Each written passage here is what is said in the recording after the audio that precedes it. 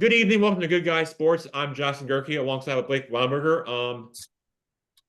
On today's show, we will be talking about we will be breaking out the NFL on the uh, on the NFL Week 5 matchups. We will also break down the marquee matchups in college football, and then we will break down postseason baseball and as well as some other sports topics that we have time to get into. The postseason baseball, which has already which has already started and going underway. So, but before we start, as you know, our co-host Blake Weinberger is usually with us. He is he he will not be this week. As you all heard about the about about about um about about Hurricane Helene. That has been that has been that has been affected, and for all of our loved ones and family members of this aftermath of that storm, for those people in Asheville, North Carolina, as Blake Weinberger is on our co-host is on the ground, helping out with families in the community in need, for those for those people who have lost their lives and their loved ones, and those who have been affected from from the storm. So we're praying and thinking of them and hope that they recover and try to bounce back and just get back to healing and as soon as they can for this recovery. But we're thinking of them and hope that they recover, and I hope that they find a way for those people in the Asheville community and as well as the Southeast to really bounce back and just try to just try to stay strong and hope that they find a way to recover from the damage and from the and and from the homes and cars of the stuff and the towns that really just really for those who have been affected. So we're praying for them and hope that they find a way to bounce back and recover from the storm. Yep. Well said, Jack. Well said. Yes. Thank you, Jack. All right. So with that, we are going to turn now and take a turn and talk some postseason baseball. And we're going to Jack, before you do that, I have to do a quick little shout out to what we were doing earlier this week, though. Remember? Yeah, go right ahead. Tell us. So before we jump to our sports coverage. Just wanted to give a shout out to the Carolina Hurricanes, and more specifically a podcast from two guys from the Carolina Hurricanes media team called Canes Cast. It's Mike and Shane as part of the Hurricanes media team, and we were lucky enough to go and visit them while they were recording their podcast earlier this week called Canes Cast. And they were super nice guys. They were happy to give us some tips, and they even showed us around the newly named Lenovo Center, home of the Carolina Hurricanes, as they were getting ready for their season, which will be tipping off about a week from today on the October 11th. They're playing in the preseason right now, but I just want to give a shout out to the Hurricanes and the Canes Cast, and we'll be posting some content on our Instagram and YouTube, so keep an eye out for that. Some pictures and videos from the Canes Cast, and as well, I'll post a description and I'll post a link to their podcast in the description of this video as well. So I'd recommend everyone, any hockey fans or sports fan alike, to go check it out. So just wanted to give a shout out to Mike and Shane from the Canes Cast, Jack.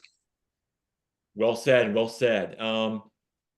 They do a lot of great work, and I was and it was my and I was glad to be part of it and meeting them, and they were very nice to us, and and I got a chance to tour around their arena and check out all the equipment and the stuff and the stuff that's surrounding it and of how cool the behind the scenes look of the players' locker rooms and the team nutrition center, weight room, and the skates in the arena of an in-depth enclosed person like you never see before.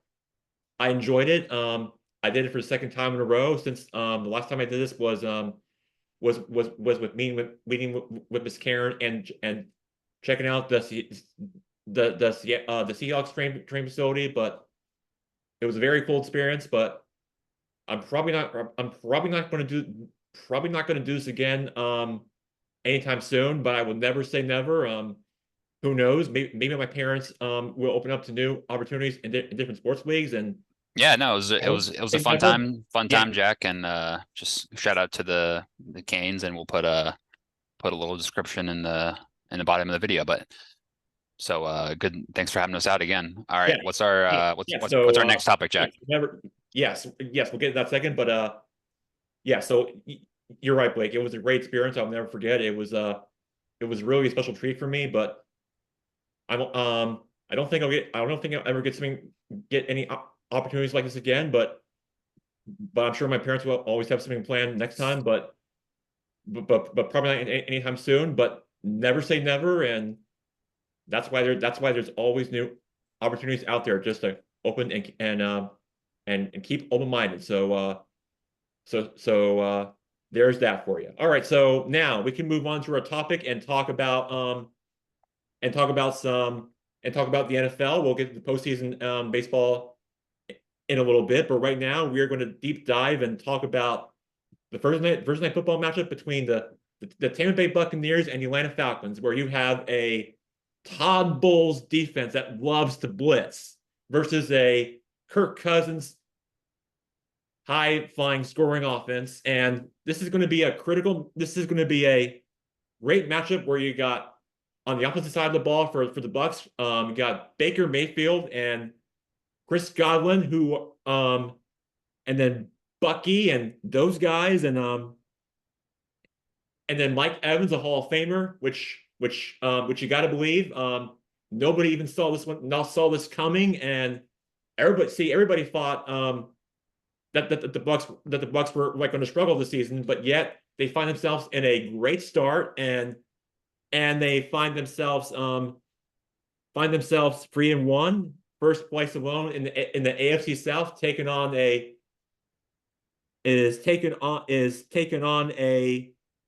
pretty good and very good, decent Falcons team, and Chris Godwin and Bucky Irvin and Mike Evans, those guys have so many firepower and weapons ever since they went on this run and start, and now you got to deal with BJ Robinson and DeMar Mooney and those guys, and I mean look, it's a tall task for the Bucs, but I gotta believe that the Bucs are 5-7 against the Falcons in their last few meetings since the 2020 COVID year, and that is how I gotta believe that most of it of the way I look at it, the Falcons are fair to win the game, but if I look at it, the Bucs are not afraid. They want to go in there and bring their underdog mentality. I think it'll be close. The Falcons will probably win slightly, but the Bucs will cover. But I think the Falcons will win by a field goal. But I think the Bucs will show some life, and the Bucs, to me, are for real. But yeah, the Falcons will win, but I think the Bucs, to me, are the more surprising team and for real that I think will cover. But I think the Bucs will get it done, but it just won't be the Falcons.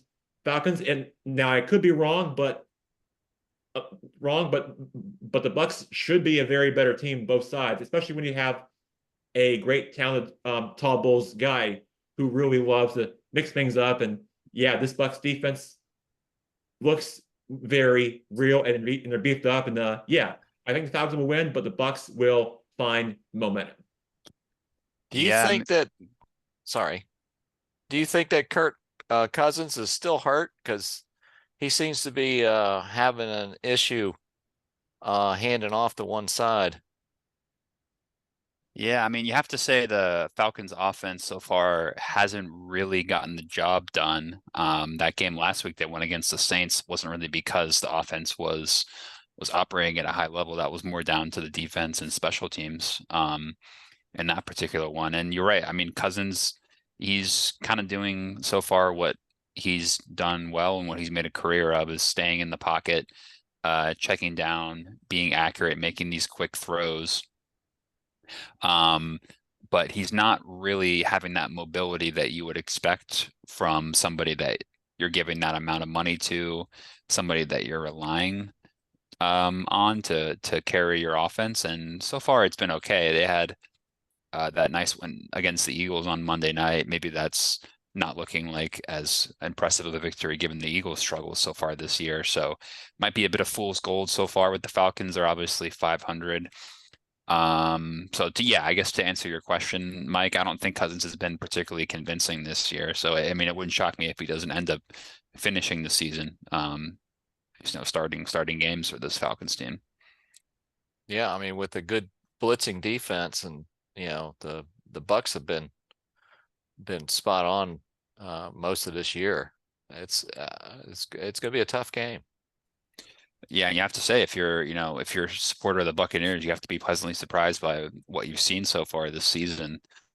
Baker, he finished the year really strong, brought him to the playoffs. They honestly have won. They did win a playoff game last year against the Eagles, obviously, and they beat the Eagles in the regular season last week as well. And then they had a good showing against the Lions, obviously, in the playoffs last year as well. And he's carried that form into this season as well so far with Tampa. So in a division that we had a feeling wouldn't be particularly strong, the NFC South, so far it looks like the Buccaneers might be the most consistent team throughout the year. After the first 2 weeks, the Saints scored a whole lot of points and people were kind of writing their name in the NFC South crown, but they've had a bit of a come down. Panthers are obviously the Panthers. Falcons are inconsistent. So if this Buccaneers team is able to get a victory tonight, that will certainly boost their confidence for taking that division crown, right, Jack? That's right, Blake. And if you think about it, to your point, this team was off to a slow start last year, but late in the year where they went on a run and won their last 3 games last season and won their playoff game, ended up losing to the Lions last year. But that just tells you, for this team, for what Todd Bowles brings you for this team and for this franchise, you got to believe that this team, even though it's one of the more surprising teams in the league, I just have to imagine that this Bucks team, ever since they won a playoff game last year, for those fans down in Tampa Bay, they gotta really enjoy those fire in the cannons and those fans just really going at it, raising the sea, and those fans down there in Florida got to really believe that they're the best, if not the best team in the league. They are by far the best team in Florida because think about it. The Dolphins are not off to a great start. The Jaguars are 0-4. I mean, that is unheard of. So the Dolphins have not the Bucks had a lead in the game. The Bucks are better than those teams combined right now is what it's telling you, and that's why they're off to a great start. Yeah. I was just saying that the Dolphins have not led in any of games at all this year. Now they've won one game, but they kicked a field goal with the last second of week one. Oh, that game was boring. I just couldn't even take it. But they haven't haven't done much. but the Seahawks Lions game was a high scoring affair. It was just that the Lions defense just made the Mhm. was the better team and made those plays to seal it at the very end. But yeah, the Seahawks couldn't slow down couldn't slow down Brown, who was very athletic, and yeah, the Seahawks did all they could. It just wasn't enough. Yeah. Well, Goff went 18 for 18, I believe. He was perfect making all his passes against the Seahawks. Indeed, yeah, he didn't make any mistakes and played a pretty clean game on that Monday night game, that's for sure. Yeah. So Jack, circling back, you're picking the Buccaneers tonight. Is that right? Is that what I heard? Well, I'm not saying if I am, but if I'm wrong, Well, make then a prediction. I'm asking you what your prediction is. I think the Falcons will win by a field goal. But if the Bucks win, then I think I'll have a lot to say from last week from that game. But yeah, I'm just saying this go either way, but I'll have the Falcons winning by at least a field goal. I'm actually with you as well. Yeah, I have the Falcons winning by a close margin, a couple of points. I have the Bucks by a touchdown. Okay. Okay. I mean, it's honestly, it's a smart pick to go against us because this is a coin flip game for sure. So, I couldn't make any definitive statements about the Falcons, really for the past couple of years in terms of what team is going to be showing up. So, maybe the home field advantage will help, but then again, there's not much of a home field crowd really on that game a couple weeks ago against the Chiefs. There was a lot of red in that stadium, and I don't think it was Falcons red. So we'll see. But yeah, I think it should be a close game that comes down to the wire. What are the games you like this? On now to the next game and talk about Uncle Mike's Commanders, who are also off to a great 3-1 start. And if you think about it, if you watch Jaden Daniels' film, he is on the list. He is on this list in the same category as Lamar Jackson and Michael Vick. And when I look at him, he is putting up video game numbers, and that's what I think of Jaden Daniels. He's young. I mean, you think about it. It takes a few years to develop a quarterback to have a winning season, but unlike the Buccaneers, nobody has ever even predicted the Commanders to get off to a 3-1 start. But here they are. They got the win last week at the Cardinals. Now they welcome Deshaun Jackson and the Cleveland Browns. That should favor to the Commanders, but you never know about the Browns defense. But I could be wrong with this one. But yeah, the Commanders. This game will take place at Northwest Stadium up there in Monroe, Maryland. But yeah, the Commanders. Jaden Daniels. Yeah, he is fun to watch. Yes, I think the Commanders' offense is the biggest surprise so far in the first quarter of the NFL season. They were 449 total yards last week. Robinson, one of our running backs, was 21 carries for 101 yards. So we're doing it in the air and we're doing it on the ground. Eckler should be back this week, carrying the ball. And, the Commanders have only punted 4 times this year. In games 2 and 3, they had 0 punts, and they only punted once last week. They are leading the league in completions, I believe, with 82.1%. Their third down conversion rate is one of the tops in the league, 53.5%. And that's a big surprise. Their interior linemen, their center and their 2 guards, are doing a heck of a job on the offensive line. You have Daniels and McLaren getting on the same page, getting used to each other, and they've been I think there's going to be a couple big plays between Daniels and McLaren against the Browns this weekend. The defense finally showed up last weekend against the Cardinals, and they can keep up that momentum. I've got the Commanders by a touchdown on this one. Hmm. Yeah, I think I'd probably favor Washington in that one, mainly because of how poor Cleveland has looked so far this season. So do you think, Mike, do you think the Commanders have a serious chance at winning this division, or do you still have some concerns about the defense, maybe if we're looking long term here? Yeah, and I've got some concerns about their defense. I mean, the season is still relatively young, but you look how the Cowboys have been performing, and you look at how the Eagles have been performing.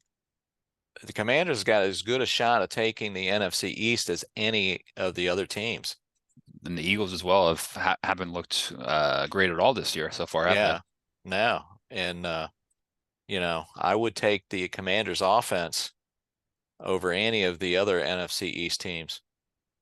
And Interesting. they're just getting to be fun to watch.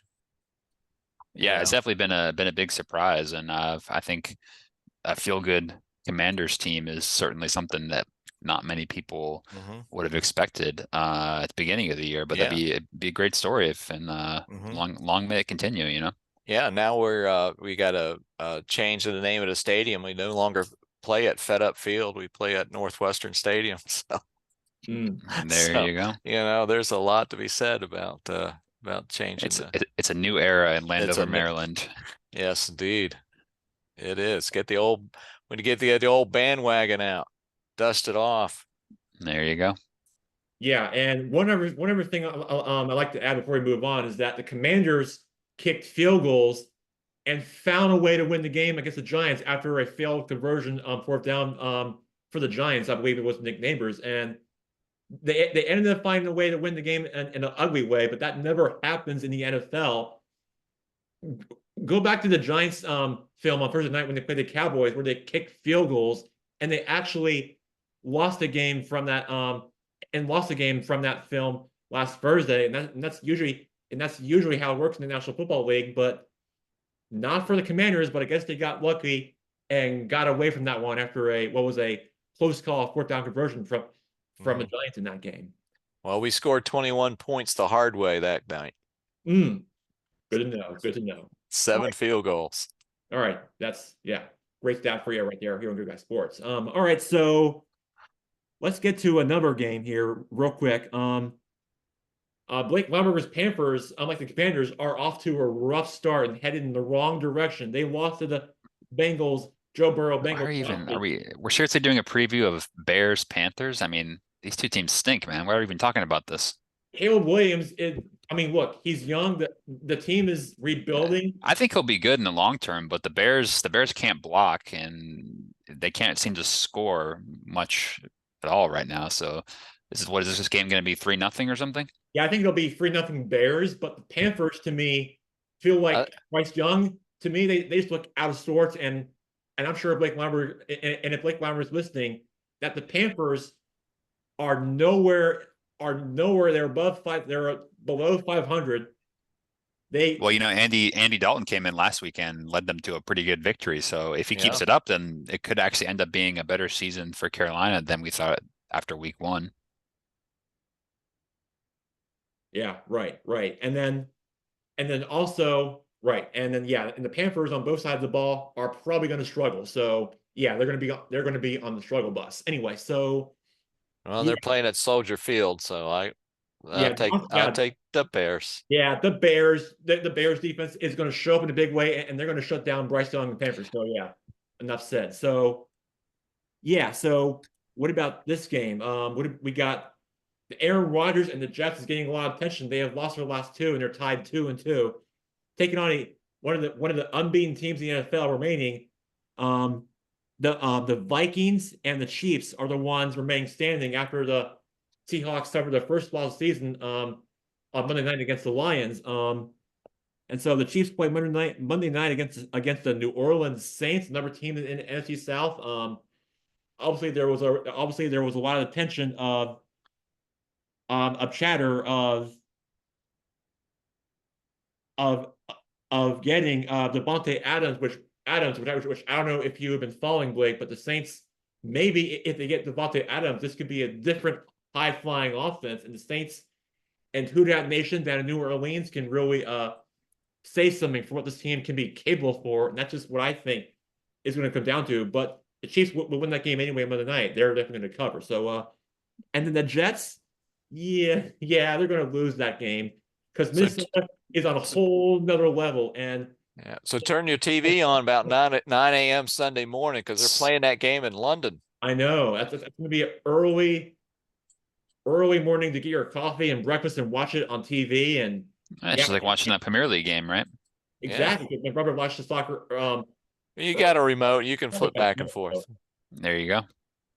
And so Vikings have Sam Darnold and they're off to a great start, and I expect the streak to continue, so the Vikings will win the game. Yeah.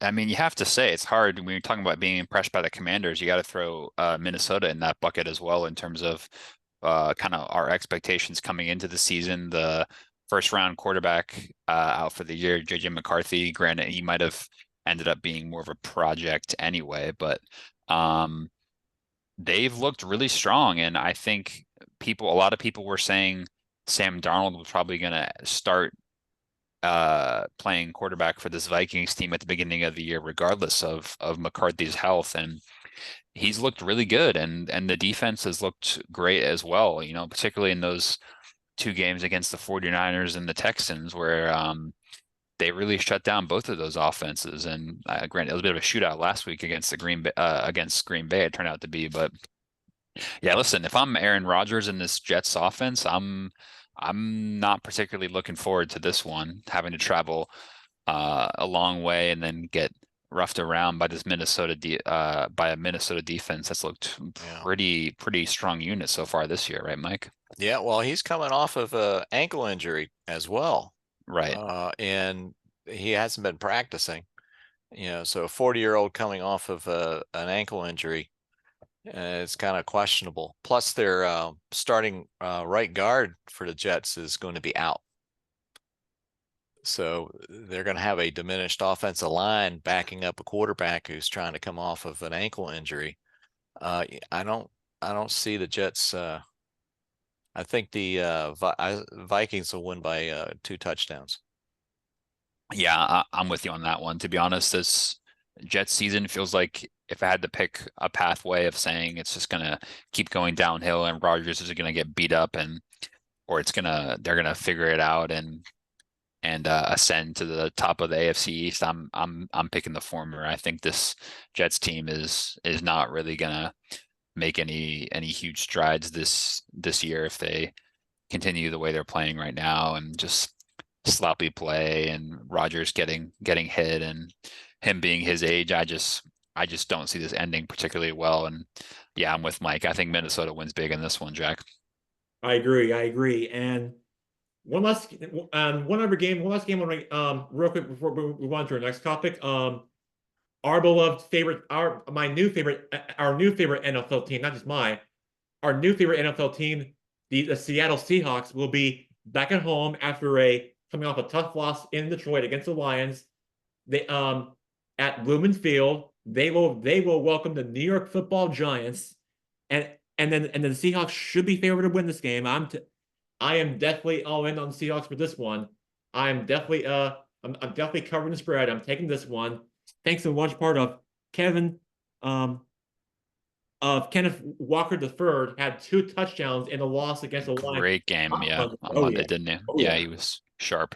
And then Geno Smith coming off with 4 touchdowns, and DJ Metcalf. To be fair, he had a great game as well. It was just a matter of the defense not being able to stop Goff and the Lions, right?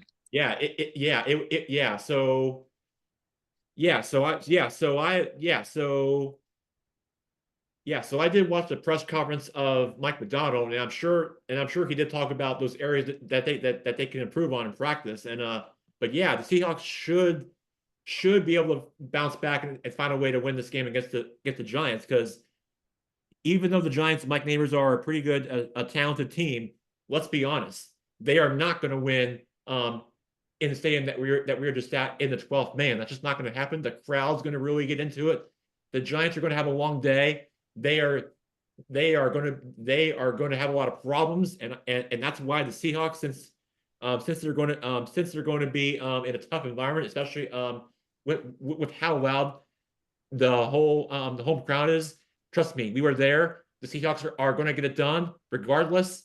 They're going to win the game, and they are going to beat the Giants in what would be a sellout, loud crowd atmosphere. The Seahawks get it done at home.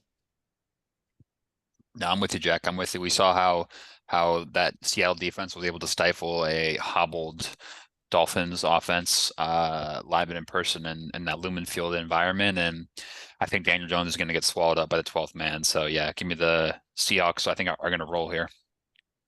Seahawks will win big. Yeah, I think we're all in agreement there.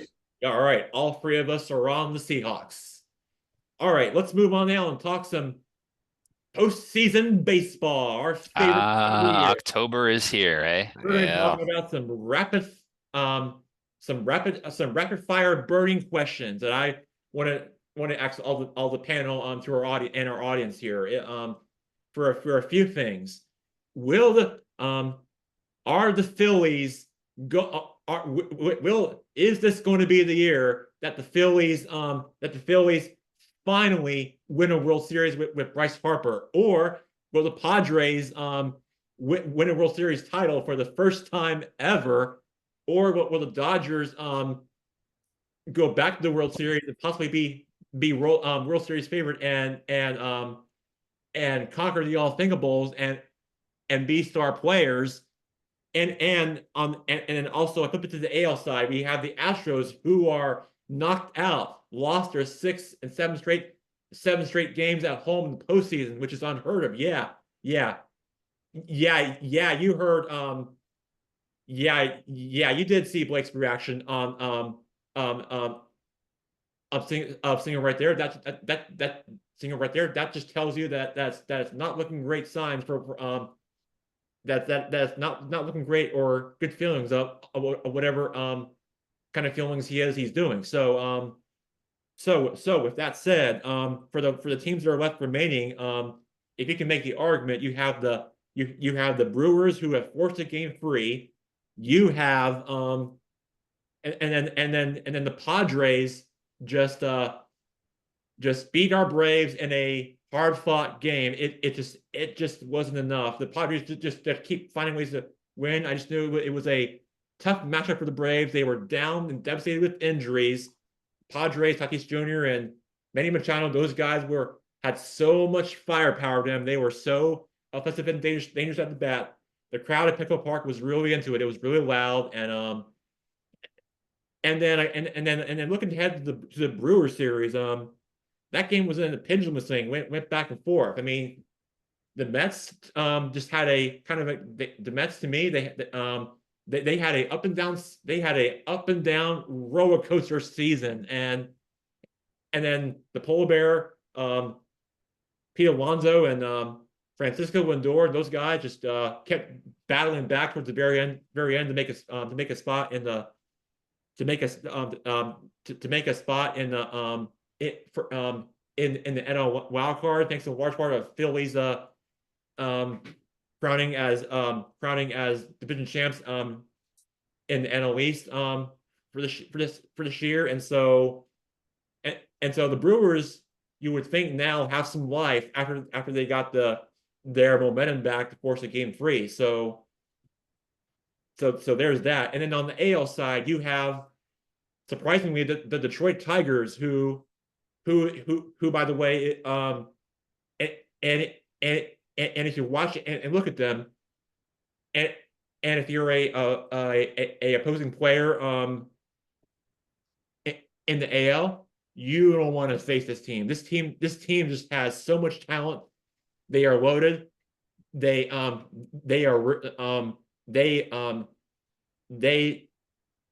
some fight. They believe in each other for this club, and they really give it at it. The Royals, who will play Yankees. Yes. Yeah. Thanks, Mike. That's who they have to play, and then the Tigers will take on the Guardians on what would be a postseason preview version of the NL Central. You look at it, the Guardians and Tigers actually split a few meetings, so that should be very fascinating to watch. And then the winner of the Brewers Mets series will take on the Phillies, and that will also be where I will say a collision course of the NL East clash of where I believe the Mets and Phillies split a few seasons during the regular season, but this will be a whole different task in the postseason. So, Mike, being the baseball expert, what do you expect for what's in store for a preview to what to expect for this upcoming postseason for the MLB? Well, a lot of good baseball. One of the things the Padres, they've got a healthy team now. They got Tatis Jr. back. They got Bogarts back. They got a solid rotation. They're playing good ball. They're going to be hot. The Phillies probably have the best lineup. They probably got 7 all-star caliber players in their starting lineup. They had 4 solid starters and an improved bullpen. They're going to be tough. But I've got the Padres beating the Dodgers. Much to the Dodgers got Ohtani, and they've got Mookie Betts and then Freddie Freeman. But they've had injuries when it comes to their pitching. And I think the Brewers have got the momentum. The Padres got the momentum, so I think they're going to win that one.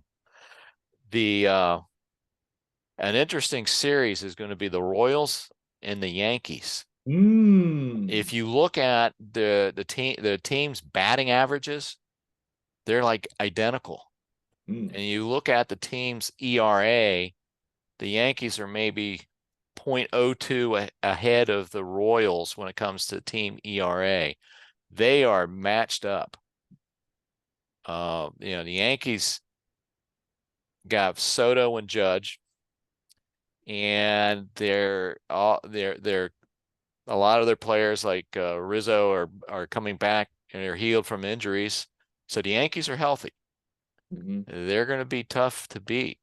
But I've got Bobby Witt and the Royals coming in and winning that one. Tigers and the Guardians. That's going to be another heck of a lineup. Guardians got the best bullpen probably in the major leagues. But the Tigers, believe it or not, have the best record in baseball since August 11th. Wow. I've always said, the team that's hot is a team that's going to do well in the playoffs. The Tigers are hot.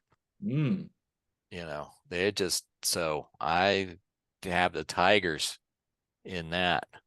Now that gets us to tonight. The Mets and the Brewers. I think either team could win this one. Jackson Chourio certainly helped the Brewers. 20 years old. He's in the playoffs. He hits 2 home runs. The youngest player to hit a leadoff home run in a playoff game. And then later on in the game, he hit another home run. I mean, the guy's a stud. So it's going to be tough. The Brewers are missing Christian Yelich, and that hurts them. And then they're also missing Woodruff on the mound. And they lost a few arms in the off season before the 2024 season. So, but it's surprising that they came back to win. So I'm not really sure who's going to win tonight, but it would be interesting if the Brewers do win. It would be interesting to see Rhys Hoskins go back to Philly and hit a couple dingers to beat the Phillies. Wouldn't that be something? I'm sure the Phillies fans wouldn't mind at all, right? I'm sure they'd be respectful about it. I'm sure they would. Yeah, I don't think they'd throw any hot dogs on the field. Well, unlike what they've seen at at the Brewers home park when they do the sausage race, where it's kind of Right. Right. So Big idea. Frankfurt community. Yeah. Yeah. In terms of that last game tonight for the wild card round, one thing I will say about the Mets is watching the doubleheader on Monday to qualify for the postseason is they just have a lot of guys that are hard to get out, and I think Milwaukee found that in the first game in particular as well in this series. So it wouldn't shock me at all if the Mets find a way to kind of muck up this game and find a way through and possibly even kind of muck up a series against the Phillies. And we see it all the time with these divisional series as well, where I think Mike, you said as well that you're favoring the Padres against the Dodgers, and I think we've seen the past couple of seasons these teams from the same division in particular that wind up having a season divisional round. They're not really particularly scared against going against the number one seed, even if they're in, because they play them so often. Like the Padres know the Dodgers so much, and if I'm not mistaken, they had a pretty good head-to-head record this year in the regular season against the Dodgers as well. And so they're not going to be afraid of them. And I don't think the Mets, if they do win tonight, are going to be particularly afraid coming up against the Phillies as well. So I think you've got these teams that are so close to each other, and the seed would tell you it's a 4 versus a 1 or a 6 versus a 2 or whatever. But I mean, on paper, these teams play each other so much and they're so familiar. I'm not sure the fear factor is really there. Yeah, no, there's no quitting the Mets, and they proved that in game 1 of the doubleheader Monday. They went ahead, and then the Braves went ahead, and the Mets that came right on back. Lindor hit a home run, and there's no quit. Yeah, absolutely. Yeah, and then there's certainly a thorn in my side as a Braves fan for sure. So yeah. If I was a Philly fan, I would be rooting for the Brewers, because I would be absolutely. I would be nervous having the Mets come into town. I hear.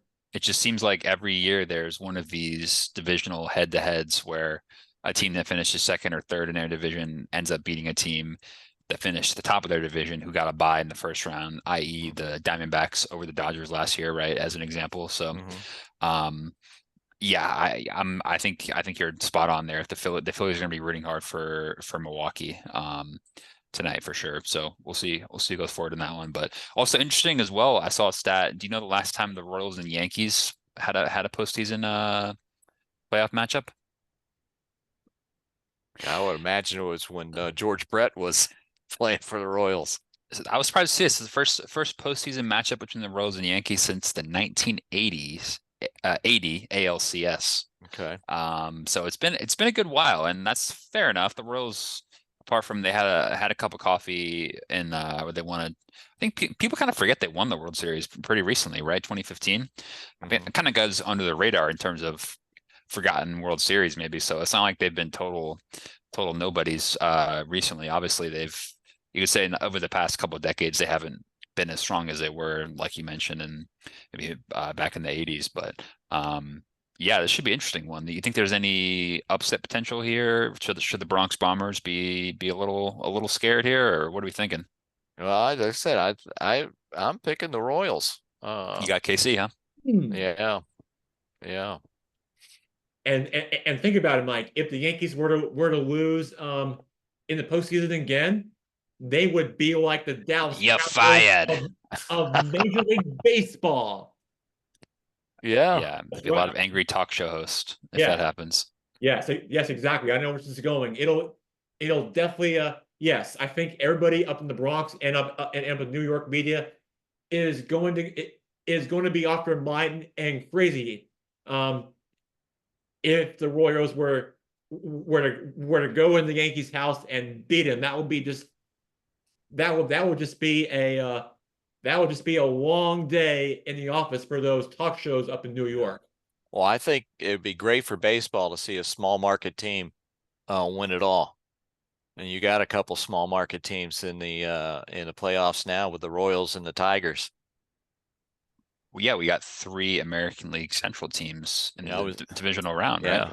Yeah. I mean, I was seeing some things people have been posting that Josh Hader made more last year in salary than the starting lineup combined of the Tigers.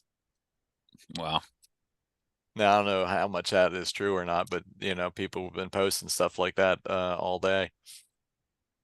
Well, if you're a Yankees fan and someone told you that the three American League opponents you'd have to possibly get through to make the World Series would be the Tigers, the Guardians, and the Royals, I mean, you would certainly take that, wouldn't you? But then again, as we know with baseball, it's never as simple as it is on paper, right? So No.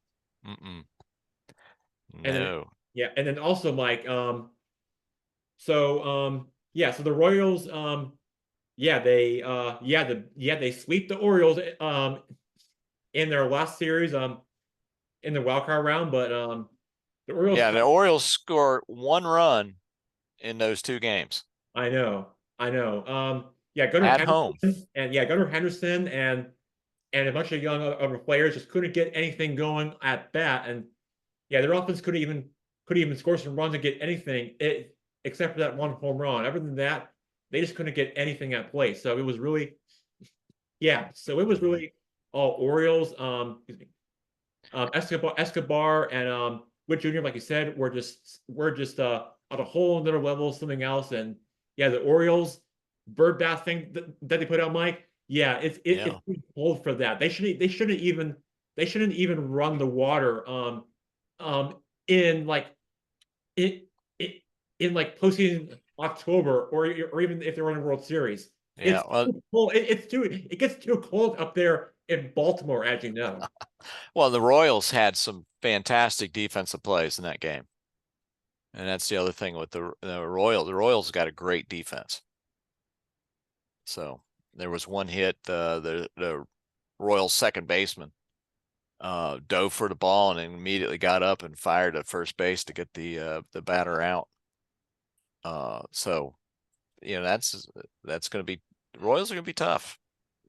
But so Mike is as a DMV resident, so the kind of the postmortem look at the Orioles being limited. Is it just a matter of missing out on the AL East kind of ended up killing them in the end? Like, you think the fans are going to be disappointed, or is it just kind of a young team and we'll run it back next year? Well, I think they'll be disappointed for sure, but I think they'll be looking forward to next year because they are such a young team. But this will be 2 years in a row where they've been swept out of the playoffs.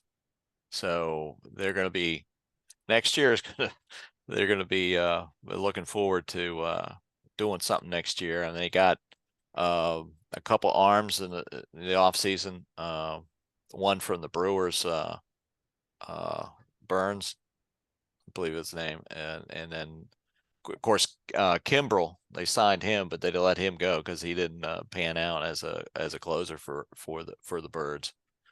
But I think they'll probably go after some additional arms again, just like the rest of the teams in the MLB. But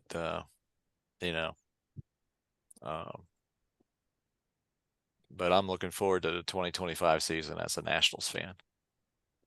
Well, the good news is, Mike, the 2025 season tickets are already on sale. So I already got mine. Yeah, I'm pretty sure you and Aunt Lori, or I should say they have my money. Well, I think they already do. So I think that you and Aunt Lori got them all set for season plans, and I think that something tells me you and the whole family and my family and I will probably have a game to go to sometime next season. But anyway, Yep. that's for another conversation. And Jack, last thing for baseball before we move on, just quickly, I think, the Braves season ending, obviously a disappointing way. I think in the circumstances, it was still an achievement just to make the postseason, given the injuries that they had this year. As tough as it is to look at it in that way, we didn't really have time to reflect on that because you had to play a playoff game literally the day after qualifying for the playoffs, so there wasn't much time to reflect. But ultimately, when you have this many injuries, I think it's just going to be a case of trying to stay healthy next year and attacking that division again. And I think making a couple of more savvy acquisitions and kind of continuing to build on it. Chris Sale obviously having a great season as well. Unfortunately, weren't able to see him in the postseason, but ultimately you can't complain too much about making the postseason given some of the injuries we had. So, it is what it is. Yeah, no, you can't lose Strider, at the beginning of the season, and then also losing Azuna and Riley.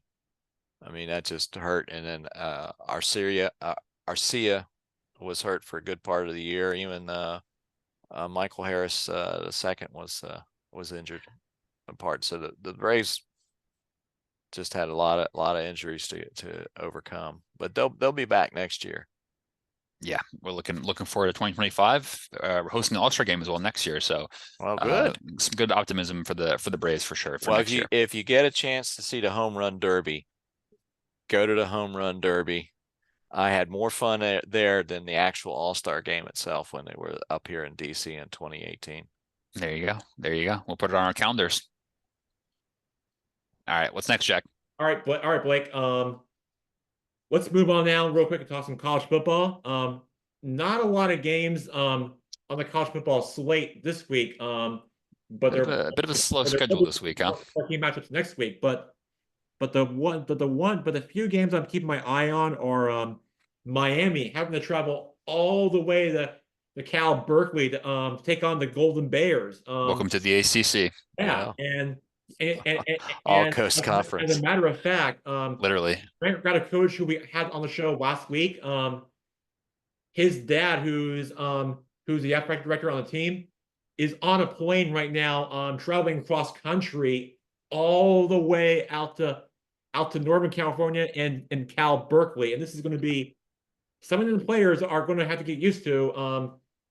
It won't just affect them. It will affect everybody in college football, as we all know. So yeah, it does favor the Miami Hurricanes, but it'll be a long day. But I think Cal will take the points, but I have Miami to cover. Yeah. Okay. So I think, yeah, I think Miami will win that one fairly handily. I got the two upset watches for you, Jack. Is one of them Vanderbilt over Alabama? Or is it the rematch of the national championship that's taking place in Seattle for where Michigan and Washington. Washington, yeah. Yeah, no. Their Alaska Airlines Arena. Yeah. Sorry, that is. Well, it's welcome to the Big Ten. But, and as I speak, Mike, like you said, since that should be one of your upsets. Jackson, Mike's got some upset picks. We got to hear his two upset picks first. Will it be the Washington Huskies beating the Michigan Wolverines at home? No, I think Michigan will win this one. Okay. Worth a shot. Yeah. South Carolina Gamecocks. Ooh. Playing at home. Playing number 12 ranked Ole Miss. Ole Miss coming off a loss to Kentucky Ole Miss coming a loss against Kentucky. So you think the South Carolina will continue for the Ole Miss? Who South Carolina beat Kentucky on September 7th, 31-6. I like that pick. You obviously a fan of that one too, right, Jack? Oh yeah. I mean, look, Ole Miss is one of the is one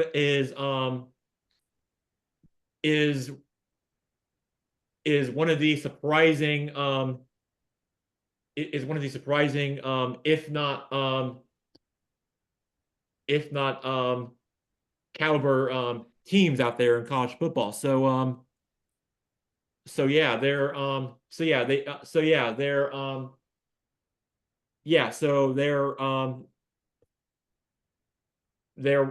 are one of those sneaky teams out there that they can make the argument if they're a college football playoff committee that they're considered, as I was trying to say, one of the few teams in the SEC that are in the mix behind only Alabama and Texas, of course, after what was a high-scoring performance of Jalen Milroe for this exciting back-and-forth game last week against Georgia at home in Tuscaloosa, which was a great game, by the way. So, but yeah, that Ole Miss, yeah, they are going to be one of those I would say dark horse SEC teams that's still in this thing. Yeah. And my other upset pick, number 9, Missouri, headed to number 25, Texas A&M. I got A&M on this one. Yeah, you gotta deal with those Missouri waving just, towels, yeah. waving towels and this loud crowd environment at Kyle Field. Yeah. That place is going to go electric. It's going to get really loud, and you're right, Mike. Missouri's going to have a long day in this game. Yeah, they just barely squeaked by Vanderbilt, winning that in the second overtime period, 30-27. So, Texas A&M. I like that pick. Yeah, that's a good upset pick for sure. Yeah, I think given the slate this week, there's not too many. I think that might be the only ranked versus ranked matchup actually on our for the AP top 25 anyway on our leaderboard this week. But I mentioned the Vanderbilt Alabama game, Jackson. Obviously, I don't think Vanderbilt's going to really stand much of a chance in that one. But I did want to ask you what your thoughts on were the game last week that we saw against Alabama versus Georgia. Alabama got to a hot start, ended up being competitive at the end. Any big takeaways from that one? Well, I just thought it was a great game and a really exciting roller coaster back and forth high scoring affair. It had a lot of points. You had two offenses going right after having a long field day out going right after it on the field, just really mixing it up on different plays. And the Alabama defense had too many penalties in that game, so I feel like that really was what was let down and hurt them a bit. But in the end, Alabama did find a way to win, and what was Kevin DeBoer's next added win on his list for his coaching resume against AP top 25 opponents. But yeah, Georgia suffered their first loss of the season. But yeah, Alabama, Jalen Milroe is now favored to win the Heisman, and Alabama is continuing to do Alabama things. So yeah, Alabama. Right. Listen, they've got some tough games coming up as well. You know, we're talking about at Tennessee later this month, Missouri, LSU, Oklahoma. So there's gonna be a lot of twists and turns, but it's hard not to be impressed by the performance they put up against obviously one of the powerhouses in college football versus Georgia. So yeah, this is gonna be a competitive SEC this year at the top. You know, there's gonna be a lot of teams competing, and there's gonna be some twists and turns before the end of the fall. So definitely want to keep an eye on that race in that conference in particular. For sure. It will definitely be fascinating to watch. Once the college football top 25 rankings come out, that'll definitely something to keep an eye on for us to talk about on the show. So we'll definitely have a lot of hot takes and a lot of impact along with that. So that'll be you're right, Blake. That'll be very interesting for us to keep an eye on for sure. So real quick, before we get ourselves out here and call it a day, we are running out of our show. So I wanted to ask both of your panel, did you watch the President's Cup? The U.S. tops Europe 10th in a row, and did you, Blake and I, had any interest in that sport of golf where the U.S. team, Scott Scheffler and Xander Schauffele and those guys record their 10th in a row? And I gotta ask you, Mike and Blake, did you watch the President's Cup of golf? No, you know what, Jack? I didn't watch. There's too many different sports going on. We didn't really get a chance to watch golf this week, but maybe we can put that in the back burner and we'll tackle the majors when they come up in a couple of months. But you know, unfortunately right now it's football season, postseason baseball. I'm watching soccer as well. So I ain't got time for President's Cup, man. I got 5 million things running down my head, but You got NHL gearing up. NHL And starting next week as NBA is well. going to be starting soon. Lots So to we be got to. Tuesday night, puck drops. The regular season is back at it, and before that, you got the international let's series. go Canes. Like they every year. So that'll be fun. But yeah, we won't be talking a lot about golf until the Players Championship. So we're gonna leave it at that until then. So Yeah, then maybe we can so we'll do a we'll do, also Blake, also did you hear that Caitlin Clark won the AP Rookie of the Year award? I'm not surprised that just struck me, and she deserved winning an award. What do you guys in the panel thoughts on Caitlin Clark's WNBA Rookie of the Year award that was just announced today? What are your thoughts on her season and her accomplishments and how she's accomplished in her first year in the in the league as a player? What are your thoughts? Well deserved. That's number one. And she has helped putting the WNBA on the map and getting people into the stands and coming out to the games. So she's been a lightning rod for the WNBA. But her performance on the court, setting records for assists as well as scoring as a rookie. So kudos to her. Yep, definitely a great shout out. Excellent rookie campaign. Definitely doing a lot for the sport of women's professional basketball, and definitely she'll be one to keep an eye on obviously next year, and we'll see her game improving. Well, maybe who knows? Maybe she'll find a way to win her first WNBA title. It won't be this year, maybe next year or 2 years down the road. You never know. Anything can happen.